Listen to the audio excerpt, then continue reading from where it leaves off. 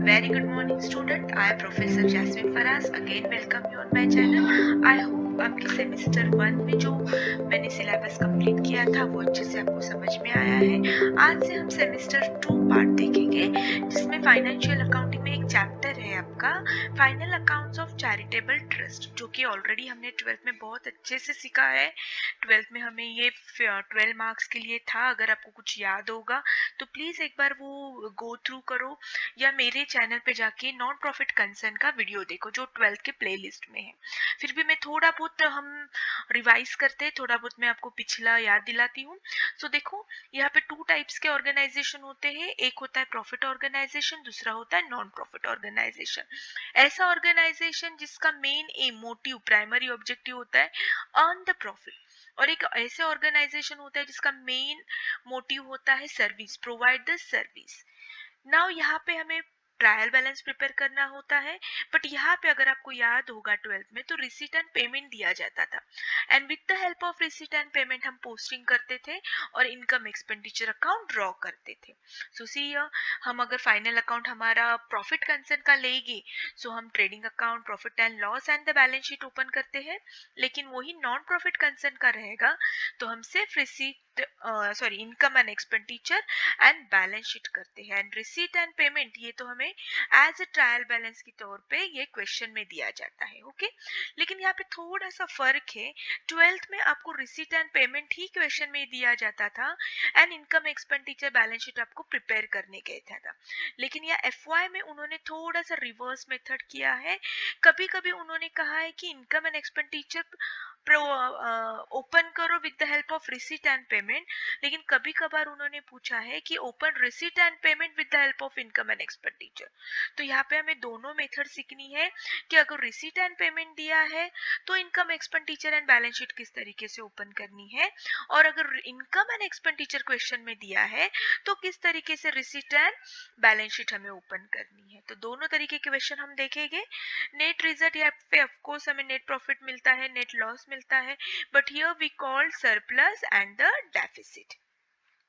यहाँ पे ओनर्स का ऑफ कोर्स फंड होता है, कैपिटल होता है, बट यहाँ पे कैपिटल फंड कलेक्ट किया जाता है from the way of subscription, donation, surplus. इस तरीके से उन लोग कैपिटल फंड कलेक्ट करते हैं। तो आई होप आपको थोड़ा सा 12th का ये याद आया होगा। नाउ ये भी हम फटाक से एक बार रिव्यू लेते हैं कि क्यों कौन कौन से अकाउंट मेंटेन करना जरूरी होते हैं और क्यों करना जरूरी होते हैं।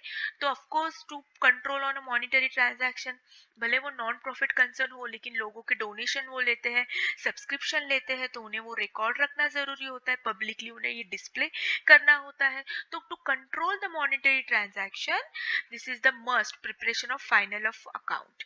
To know the source of income, head of expenditure पता होना चाहिए इनकम कहाँ से आ रहा है और एक्सपेंडिचर कहाँ हो रहा है। Then of course finally surplus deficit हो रहा है क्या, ये भी तो हमें ढूंढना है।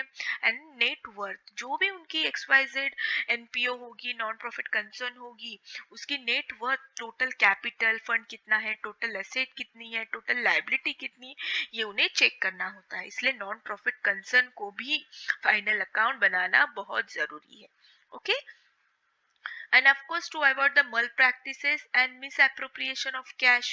सो इस सब चीजों पे ध्यान रखने के लिए फाइनल अकाउंट मस्ट है। उसमें अब मैंने जैसे कहा था कि रिसीट एंड पेमेंट वो देंगे और आपको कहेंगे कि इनकम एंड एक्सपेंडिचर ड्रॉ करो। सो ये ऑलरेडी आपने सब 12th में सीखा है। So receipt and payment is a real account, in includes all receipt and all payment. अब इसमें भी revenue receipt and capital receipt. Revenue मतलब क्या, जो डे टू डे इनकम होगा या डे टू डे एक्सपेंसेस होगा उसको रेवेन्यू इनकम या रेवेन्यू एक्सपेंडिचर कहते हैं। और कैपिटल एक्सपेंडिचर मतलब क्या, जो कभी कभार साल में से एक बार होगा, वंस इन अ वाइल, तो वो उसे कहते हैं कैपिटल एक्सपेंडिचर या capital income. Receipt payment account is a summary of cash and a bank transaction. जैसे मैंने कहा है कि this is only real account, तो यहाँ पे जो एक्चुअल में कैश रिसीव्ड हुआ है, डिपॉजिट हुआ है या पेमेंट हुआ है थ्रू कैश और थ्रू बैंक, वो ही हमें लिखना होता है। All receipts show debit side and of course all payments show credit side. Because this is a real account. Real account का फॉर्मूला क्या है? Debit comes in, credit goes out. तो अगर हमने कुछ कैश रिसीव्ड की है so that will be a debited, अगर हमने कैश गोज आउट पेमेंट किया है तो that will be a credited. ये 11-12 में अच्छे से हमारा हो चुका है। अगर आपको फिर भी कोई डाउट है तो प्लीज मेरे 12th की वीडियो जरूर देखो, उसमें नॉन प्रॉफिट कंसर्न एक प्लेलिस्ट है, उसमें मैंने सब कुछ सॉल्व किया है। तो अगर एक दो प्रॉब्लम अगर आप वो देखोगे तो अभी आपका पूरा पिक्चर क्लियर हो जाएगा। Okay, now receipt and payment, income, amount, see here, receivable and payable not recorded in this record। ये आपको स्टार मार्क करना है क्योंकि जैसे जैसे हम प्रॉब्लम सॉल्व करेंगे ये बहुत काम आने वाला है। So that is why I have given red colour, income receivable and amount payable not recorded in this account। So same income expenditure भी हमें बनाना है, तो ऑपोजिट है रियल अकाउंट।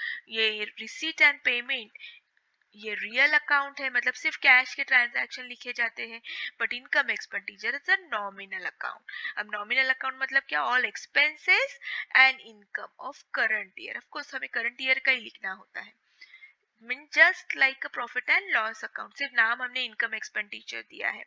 सरप्लस डेफिसिट मिलता है हमें, सरप्लस और deficit transfer, of course capital fund, कोई भी प्रॉफिट हो तो हम कैपिटल में ही ट्रांसफर करते हैं। Yes, this is a must. All cash item as well as non cash item, मतलब डेप्रिसिएशन, कोई लॉस हुआ रहेगा, loss on sale of furniture वगैरह, so all we are suppose to write in income and expenditure. Okay, जैसे कि salary paid, outstanding salary, bad debts, depreciation, this all are non cash item, मतलब यहाँ पे cash का direct relation नहीं आया है। ठीक है, सो आउटस्टैंडिंग सैलरी पे करना बाकी है, bad debts, depreciation, this all called non cash item. तो ये भी हमें इनकम एंड एक्सपेंडिचर में लिखना है। सो यहाँ पे कहा it is just similar to profit and loss account। Okay, so receipt and payment, income expenditure समझ चुका है, बेसिकली मैंने आपको समझाया है। फिर भी अगर आप कंफ्यूज हो रहे हो या 12th में आपने ये स्किप किया होगा या 12th में समझ में नहीं आया होगा तो फिर से मेरे 12th की वीडियो एनपीओ देखो, आपको अच्छे से समझ में आएगा। तो चलो हम लोग लेते हैं। एज यू नो मैं निराली पब्लिकेशन बुक प्रेफर करती हूँ। सो पेज नंबर 2.59 2.60 में ये क्वेश्चन दिया है, तो अगर आपके पास टेक्स्ट बुक होगा तो ओपन कीजिए। What they have given, from the following receipt and payment of Shakiya Granthalaya Pune ended 31st 2019। देखो ये आपको याद रखना है, इनका ईयर एंडिंग 31st दिसंबर 19 है। यूजुअली 31st मार्च होता है, बट ठीक है यहाँ पे उन्होंने दिसंबर दिया, इसका मतलब इनका अकाउंटिंग ईयर होगा जनवरी टू दिसंबर। ओके, सो 19 ये हमारा करंट ईयर है, याद रखना है। प्रिपेयर क्या करना है, इनकम एंड एक्सपेंडिचर, मतलब जो हम 12th में करते थे, जैसे मैंने कहा है कि यहाँ पे उन्होंने रिसीट एंड पेमेंट दिया है और आपको इनकम एंड एक्सपेंडिचर ओपन करना है। तो 12th में ऑलरेडी हमने किया है। So see your receipt debit side, all receipt, credit side all payment. Now ये ग्रंथालय है तो देखते हैं हमें क्या क्या एक्सपेंसेस या रिसीट हुई है।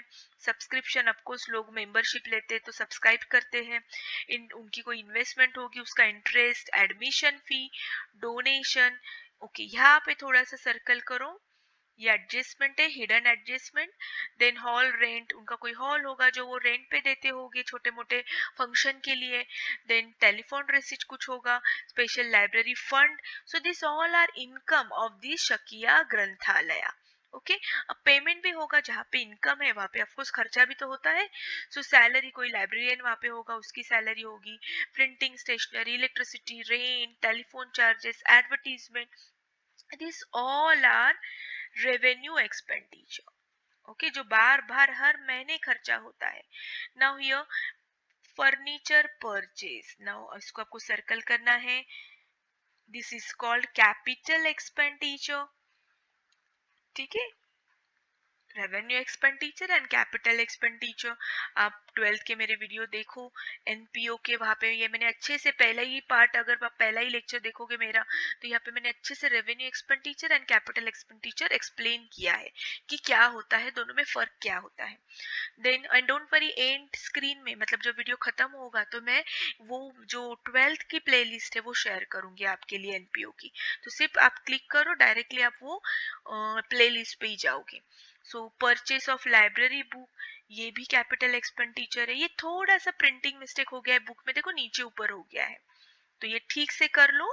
यहाँ पे देखो नीचे ऊपर हो गया, सो डोंट गेट कंफ्यूज। यहाँ पे मैंने आपको बताया है ये लाइन करके कि कौन सी अमाउंट किसकी है। ओके, तो आप भी आपके टेक्स्ट बुक में चेंज कर दो। Purchase of library book, this is also capital expenditure. Special office expenses, this is a revenue expenditure. And finally this is receipt and payment just like a cash book. So जैसे cash book में हम opening लिखते हैं वैसे closing में लिखते हैं। So this is closing balance of cash. So I hope receipt and payment आपको समझ में आया है। And with the help of that we are suppose to open income and expenditure, this are the adjustment. ठीक है, सो asset library opening दिया है, देखो मैंने अभी कहा है कि इनका अकाउंटिंग ईयर जनवरी टू दिसंबर है, तो जनवरी मतलब ये सब ओपनिंग बैलेंस है। ठीक है, देखो ओपनिंग कैश, सो यहाँ पे भी देखो ओपनिंग कैश है। अगर आपको याद होगा 12 तो we never take opening cash in income and expenditure. ठीक है, तो हम ये कभी भी नहीं लेते हैं, इसलिए कहती हूँ कि एक बार प्लीज 12 का वीडियो एक बार एनपीओ देखो। Then building opening given, investment है उनके पास, ऑफ कोर्स लाइब्रेरी भी है तो लाइब्रेरी बुक्स हो गए, फर्नीचर ओपनिंग है, this all are opening balance. तो ये हमें कहाँ लिखने हैं, ऑफ कोर्स बैलेंस शीट में। Okay, and this are the adjustment. So let's start. Account income and expenditure बनाना है as well as balance sheet. तो पहले इनकम एंड एक्सपेंडिचर हम देखते हैं। सो ये हमारी रिसीट एंड पेमेंट है। चलो पोस्टिंग स्टार्ट करते हैं हम लोग। We never take opening cash, तो इसको हमेशा कट करना है। 12th में भी मैं आपको बार बार बताती थी कि इसे कट करना है। Okay, now subscription, this is a receipt and payment, so this is real account. Real account मतलब डेबिट कम्स इन, कैश अगर आई है तो डेबिट, अगर गोज आउट देखो पेड किया है सो क्रेडिट। लेकिन income and expenditure is a nominal account. Nominal account का फॉर्मूला क्या होता है, debit expenses and losses and in credit income and gain. तो सिंपल ये जो आपका इनकम है, रिसीट है, ये आपको यहाँ पे क्रेडिट में लिखना है।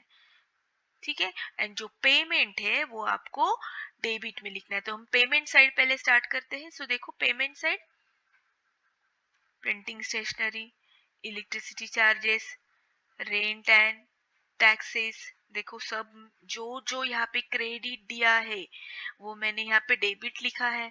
सिंपल, दैट मीन्स जो यहाँ पे बाय बाय है वो यहाँ पे टू टू हो गया है बिकॉज डेबिट चला गया है, तो बाय बाय का टू टू करना है। अगर 12 आपने पढ़ी होगी मुझसे तो आपको ये अच्छे से याद होगा। टेलीफोन चार्जेस, देखो सब लिखा है। एडवर्टीजमेंट, देखो स्लो स्लो जा रही हूँ मैं posting.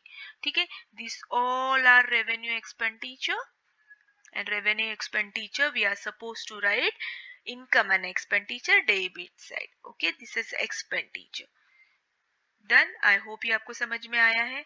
then furniture purchase, purchase of library books, ये आपको कहाँ पे लिखना है, as you know this is a capital expenditure, so this both are capital expenditure. तो जब हम बैलेंस शीट ओपन करेंगे तब हम ये बैलेंस शीट में लिखेंगे। फिलहाल हम इनकम एक्सपेंडिचर देख रहे हैं। ठीक है, तो इन दोनों को साइड में रखो। Then special library office expenses, this is a revenue expenditure. So देखो यहाँ पे ऑफिस एक्सपेंसेस रेवेन्यू मैंने यहाँ पे लिखा है। ठीक है, सो अगर आपने ऑब्जर्वेशन किया होगा तो all revenue expenditure should go debit side of which income and expenditure account. Okay, तो देखो पेमेंट साइड हमने कंप्लीट कर दी है, बाय बाय का टू टू कर दिया है, मतलब सिंपली जो क्रेडिट था वो डेबिट कर दिया है। Okay, now will move to the next. अब जो हमारा बाकी है फर्नीचर, ये वाला मैंने कहा था आपको साइड में रखो। सो ये न्यू परचेज जब भी हम पेमेंट साइड में करते हैं इसका मतलब न्यूली परचेज किया है, जस्ट ईयर खत्म हो रहा था उस दिन ही उन्होंने परचेज किया है। So new purchase 10,000 and purchase of library book ये भी न्यू है, सो 13,000। तो आई होप पोस्टिंग समझ में आई है। तो ये सब रेवेन्यू था, रोज का रोज खर्चा है, इसलिए इसको हमने सब इनकम एंड एक्सपेंडिचर में लिखा था। और ये दो चीजें, ये दो है जो आइटम है वो कैपिटल एक्सपेंडिचर है, और capital expenditure always write in the balance sheet. So हमने बैलेंस शीट में लिखा। So payment done. तो पोस्टिंग हमारी कंप्लीट हो गई है. Posting has a one effect. Now will move to the next. Let me clear this. ये rough करने दो ताकि कंफ्यूज ना हो. ओके. नाउ अब हम और क्या देखेंगे. क्लोजिंग कैश भी बाकी है. सो ऑफ कोर्स कैश भी हम क्लोजिंग कहाँ पे लिखेंगे. बैलेंस शीट के असेट साइड में. See here. डन. नीचे ऊपर हो गया है, थोड़ा सा चेक कर लो. Now will move to the receipt side, payment side. ये पूरी कंप्लीट हो चुकी है. अब क्रेडिट अगर हम डेबिट में लिखते हैं तो अब ये डेबिट की पोस्टिंग हमारी जाएगी क्रेडिट में. So by subscription we never take opening, so will not take opening. See by subscription, by interest on investment, by admission fee, donation. देखो this all are called revenue receipt. तो revenue expenditure अगर हम यहाँ पे income expenditure में लिखते हैं तो रेवेन्यू रेवेन्यू रिसीट हम इस साइड में लिखेंगे क्रेडिट में. सो देखो हमने सब लिखा है. डोनेशन की अमाउंट भी देखो क्या है 22,000. ओके. आई होप आपको समझ में आ रहा है. Now sale of old furniture, ये मैंने आपको कहा था स्टार मार्क करो, या एडजस्टमेंट है.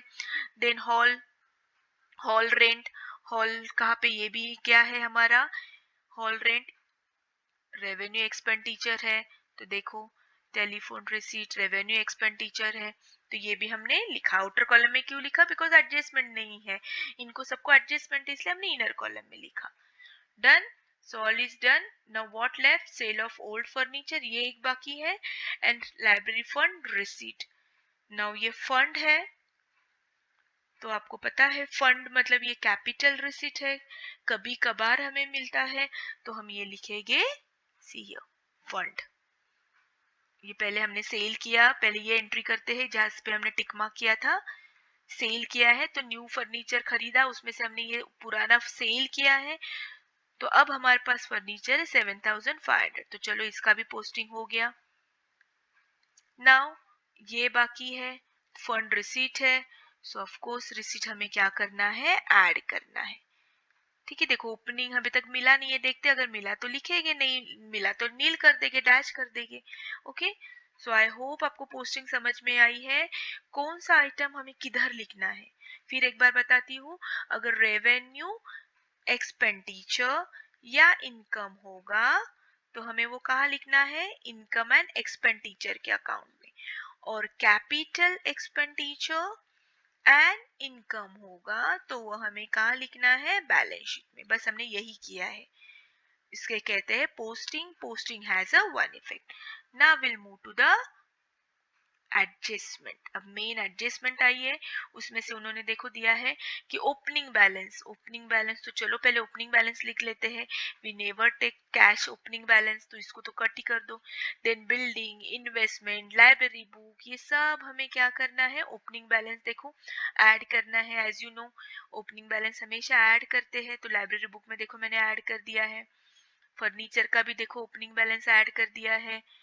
देन हमें और क्या मिला है, देखो स्लोली स्लोली बिल्डिंग का कुछ है ही नहीं तो हमने डायरेक्टली यहाँ पे बिल्डिंग लिख दिया है. ठीक है. इनर कॉलम में क्यों, बिकॉज हमें यहाँ पे देखो यहाँ पे डेप्रिसिएशन एडजस्टमेंट है. So right inner column building. और क्या दिया है, इन्वेस्टमेंट भी दी है. So investment 50,000. So all opening check करो, हमने बिल्डिंग का ओपनिंग लिखा. Then investment, library book, okay, furniture, ये सब हमने ओपनिंग लिख दी है. Got it? So this is done. Now opening balance is opening balance मतलब last year effect, last year has a one effect. तो ये दो बार किधर इफेक्ट नहीं देना है इसका, हमने सिर्फ ओपनिंग लिखा. Now we'll move to the next. The subscription received include 1,500 for 2018. देखो 18 हमारा अकाउंटिंग ईयर 19 चालू है. ठीक है. तो ये लास्ट ईयर है. इंक्लूड, सो लास्ट ईयर है मतलब क्या करना है हमें, इंक्लूड है. सो मैंने आपको 12th में भी ऐसे ही सिखाया था कि जब भी इंक्लूड दिया होगा तो हमें वो एक्सक्लूड करना है. तो जो ये सब्सक्रिप्शन है करंट ईयर का, उसमें लास्ट ईयर का ये इंक्लूड है. तो हमें ये साल का लेना है, हमें लास्ट ईयर का थोड़ी लेना है. तो हमें क्या करना होगा, ये एक्सक्लूड करना होगा, मतलब माइनस. तो चलो सब्सक्रिप्शन कहाँ लिखा है, याद करो सब्सक्रिप्शन हमने यस यहाँ पे लिखा है, देखो इनकम एक्सपेंडिचर में। तो अब हमें क्या करना है, इसमें से इंक्लूड मतलब पहले माइनस करना है। इसके पहले एक छोटा सा टेबल आपको बताती हूँ, ये टेबल आपको पता है ऑलरेडी कि आउटस्टैंड करंट ईयर का आउटस्टैंडिंग अगर होगा तो हम ऐड करते हैं और प्रीपेड होगा तो लेस करते हैं। बस ये दो चीजें आप याद रखो, आपको बराबर समझ में आएगा। ओके, अगर आउटस्टैंडिंग एक्सपेंसेस करंट ईयर का ऐड करते हैं तो प्रीवियस ईयर का हम क्या करेंगे, लेस करेंगे। अगर प्रीपेड एक्सपेंसेस करंट ईयर का हम लेस करते हैं तो प्रीवियस ईयर या लास्ट ईयर का हम क्या करेंगे, ऐड, ऑपोजिट हमें करना है। तो बस ये दो चीजें याद रखो, और ऑलरेडी आपको 11 12 में सिखाया है ये, outstanding expenses always add and prepaid expenses always minus. Okay, तो देखो यहाँ पे ये लास्ट ईयर है, तो लास्ट ईयर है तो लास्ट ईयर का आउटस्टैंडिंग देखो हम क्या करते हैं, ये माइनस करते हैं। तो हमने यहाँ से क्या किया, माइनस किया। और एक एक ट्रिक अगर आपको नहीं समझ में आए लास्ट ईयर प्रीवियस ईयर क्या है, तो इंक्लूड दिया है, whenever they will give include we have to exclude, so minus करो। ओके, सो हमारी अमाउंट आती है 16,000। अब नेक्स्ट क्या दिया है, 14,000 are still due for the year 19। So ये है करंट ईयर, तो अभी भी करंट ईयर का 4,000 आउटस्टैंडिंग बाकी है। तो करंट ईयर का आउटस्टैंडिंग देखो हम क्या करते हैं, ऐड करते हैं। सो ये हम क्या करेंगे, ऐड करेंगे। तो इस तरीके से हमारा सब्सक्रिप्शन आउटर कॉलम में आएगा 20,000। Okay, now every adjustment has a two effect. ये तो लास्ट ईयर है, लास्ट ईयर का कोई दो इफेक्ट नहीं होते, ओनली वन इफेक्ट होता है, लेकिन ये तो करंट ईयर है ना हमारा, तो current year has a two effect. तो एक हमने यहाँ पे लिखा। अब दूसरा है ही क्या, हम ओपन ही क्या कर रहे हैं, income and expenditure and the balance sheet, उसमें से एक इफेक्ट तो हमने ऑलरेडी दे दिया है, तो ऑफ कोर्स दूसरा इफेक्ट कहाँ पे जाएगा, बैलेंस शीट में जाएगा। But which side, now outstanding income मिलने वाला है, so that will go asset side. देखो 4,000 रिसीवेबल अभी तक मिला नहीं है, मिलने वाला है। सो जैसे बिल रिसीवेबल हम असेट में लिखते हैं, वैसे ये आउटस्टैंडिंग सब्सक्रिप्शन भी हमें इन फ्यूचर मिलने वाला है, सो असेट में लिखना है। ओके, देखो ज्यादा एक्सप्लेनेशन मैं नहीं दे रही हूँ, क्योंकि मैं बार बार कह रही हूँ आप 12th क्या एनपीओ नॉन प्रॉफिट ऑर्गेनाइजेशन, ये मेरा जो चैप्टर है उसके 2-3 प्रॉब्लम भी स्टार्टिंग के अगर आपको करोगे तो आपको अच्छे से समझ में आएगा। Okay, now will move to the next, depreciation, very easy. चलो फटाफट डेप्रिसिएशन निकालो, बिल्डिंग पे, देन लाइब्रेरी बुक पर, देन फर्नीचर पे। सी, डेप्रिसिएशन निकालो आप, ये इजी है, किस पे क्या निकालना है ये आपको पता है, 15%, इस पे 10%। सेकेंड इफेक्ट, अब बैलेंस शीट में तो एक इफेक्ट दे चुके हो, अब बचा ही क्या है, इनकम एंड एक्सपेंडिचर। सो चलो इनकम एंड एक्सपेंडिचर के डेबिट साइड में, because expenditure and losses, so ये इनडायरेक्टली लॉस है हमारे फर्म के लिए, so will write here. Very simple, so this is done. Now half of the donation and 75 admission to be capitalized, मतलब जो donation मिला है उन्हें उसका हाफ मतलब 50% उन्होंने क्या किया है, कैपिटलाइज किया है, मतलब कैपिटल फंड में ऐड किया है। जैसे मैंने पहले ही कहा है कि इन लोग क्या करते हैं, यहाँ पे कोई एक ओनर नहीं होता है, तो यहाँ पे एक मेंबर्स, कुछ मेंबर्स आते हैं और मेंबर्स कैपिटल रेज करते हैं। तो कैसे करेंगे, अपने जेब से थोड़ी डालेंगे, तो उन लोग क्या करते हैं, जो भी डोनेशन मिला, एडमिशन मिला, एंट्रेंस फी मिली, उसका थोड़ा थोड़ा पार्ट वो कैपिटल फंड में इंक्रीज करते हैं, तो ऑटोमेटिकली उनका कैपिटल रेज होता है, मतलब इंक्रीज होता है। ठीक है, तो हाफ ऑफ द डोनेशन, तो ये डोनेशन का हाफ और एडमिशन का 75% देखो माइनस करो। ठीक है, तो ये जो है ये हमें किधर ऐड करना है, कैपिटलाइज मतलब कैपिटल फंड में, तो कैपिटल फंड में ऐड कर दो। ओके, सी 12th में ये कंपलसरी एडजस्टमेंट हमारी एनपीओ को थी। Now will move to the next, outstanding fee 900, सो 900 आउटस्टैंडिंग है। ऑडिट फी, देखो ऑडिट फी कही है क्या, तो हम ऑडिट फी में ऐड करते हैं, लेकिन यहाँ पे ऑडिट फी नहीं है, तो ऐड मतलब क्या करेंगे, फिर डायरेक्टली हम यहाँ पे लिख देंगे ऑडिट फी 900। ठीक है, अगर पोस्टिंग में होता तो हमने ऐड किया होता फिर आउटर कॉलम में लिखा होता, बट यहाँ पे कोई दिया ही नहीं उन्होंने पोस्टिंग में ऑडिट फी, कोई बात नहीं, हम अलग से लिख देंगे 900 ऑडिट फी।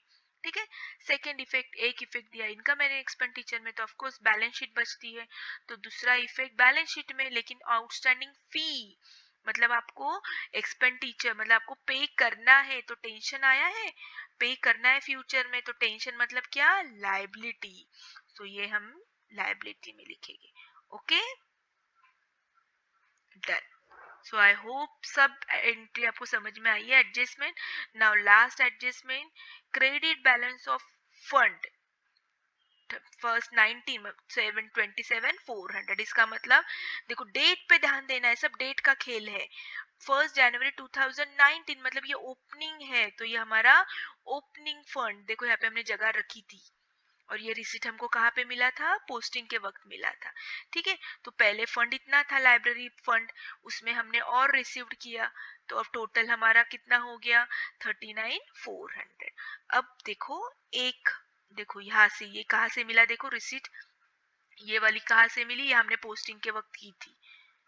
ठीक है, अब यहाँ पे ध्यान देना है कि 39,400, लेकिन यहाँ पे एक एक्सपेंसेस बाकी है जो हमें यहाँ से माइनस करना है. और फाइनली वी गेट 2640. ओके, समझ में आया ये कहाँ से मिला हमको. सो ये आपको फॉर्मूला याद रखना है, ओपनिंग प्लस रिसीट 12,000 आ गया. इस तरीके से उन्होंने फंड लाइब्रेरी के लिए फंड जमा किया 39,400, लेकिन खर्चा भी किया उन्होंने उसके लिए 13,000. सो लेस एक्सपेंसेस, तो फाइनली उनका फंड कितना हो गया 2640. आई होप आपको ये समझ में आया है. स्टार मार्क करो अगर आपको नहीं समझ में आया है, तो ये एंट्री को आप क्या करो, स्टार मार्क. तो एग्जाम जाने से पहले एक बार पढ़ कर जाना है. Okay, so all adjustment are done. See, अब यहाँ पे उन्होंने और एक बैलेंस शीट, कैपिटल फंड, सब कुछ तो हो गया, लेकिन अगर आपने नोटिस किया होगा तो कैपिटल फंड ही नहीं दिया है. तो 12th में हमने पढ़ा है कैपिटल फंड कैसे फाइंड आउट करते हैं. फॉर्मूला हमको पता है, फॉर्मूला क्या फॉर्मूला है, opening capital is equal to opening asset minus opening liability. ठीक है, तो यहाँ पे डायरेक्टली मैंने ओपन करके बताया है, तो आपको सब जो भी प्रॉब्लम दिया है उसमें ओपनिंग असेट ढूंढना है. तो देखो ओपनिंग यहाँ पे दिया है 700 ओपनिंग दिया है, बिल्डिंग दिया है, इन्वेस्टमेंट दिया है, लाइब्रेरी बुक दी है, फर्नीचर बुक दी है, एंड आउटस्टैंडिंग सब्सक्रिप्शन जो उन्होंने बोला था इंक्लूड लास्ट ईयर. सो देखो, तो ये आपको अच्छे से ध्यान से करना है, ये आपको फाइंड आउट करना है. Most of the time they gives capital fund readymade, कभी कभार उन लोग नहीं देते हैं कैपिटल फंड. 12th में तो उन्होंने रेडीमेड दिया था हमको, तो ये शायद आपके लिए नया होगा, तो ये फॉर्मूला लिख लो. ओपनिंग कैपिटल कैसे फाइंड आउट करते हैं, of course opening asset minus opening liability. तो थोड़ा सा आपको एफर्ट पुट करना होगा, आपको फाइंड आउट करना होगा क्या क्या ओपनिंग मिल रहा है. तो यहाँ पे क्लियर कट उन्होंने ओपनिंग बैलेंस दिया है, तो ये सब हमने ट्रांसफर किया है. ये वाला थोड़ा सा आपको याद रखना है कि देखो यहाँ पे उन्होंने बोला है कि 1518, तो ये भी तो लास्ट ईयर है, सो ये भी हमने यहाँ पे लिखा. माइनस ओपनिंग फंड, यही देखो ओपनिंग इंफॉर्मेशन, ध्यान से इंफॉर्मेशन देखो, ये भी उन्होंने 1 जनवरी मतलब ओपनिंग ही है, तो ये भी लिखा.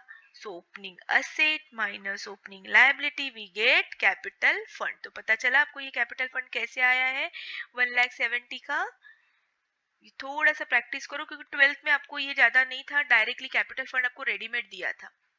ठीक है, तो यहाँ पे थोड़ा सा आप एफर्ट डालो और समझ लो कैसे करना है. अगर डाउट है तो कमेंट बॉक्स में पूछो. तो इस तरीके से अब हमें कैपिटल फंड भी मिल गया. सो ऑल एडजस्टमेंट डन.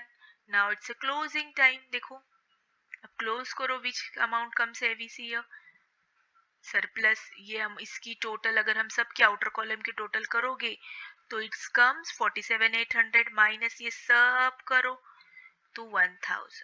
ठीक है, अब surplus, surplus always we have to add and this our balance sheet get tally. I hope आपको समझ में आया है. जिन्होंने 12th बहुत अच्छे से की है एनपीओ, उन्हें ये बहुत इजी जाएगा. और अगर नहीं तो डोंट वरी, मैं लिंक शेयर करती हूँ एंड स्क्रीन पे, आप वहाँ पे क्लिक करो, आपको सब कुछ 12th के जो प्रॉब्लम्स है ऐसी इस तरीके से मिल जाएगी. So thank you so much, have a nice day, bye bye.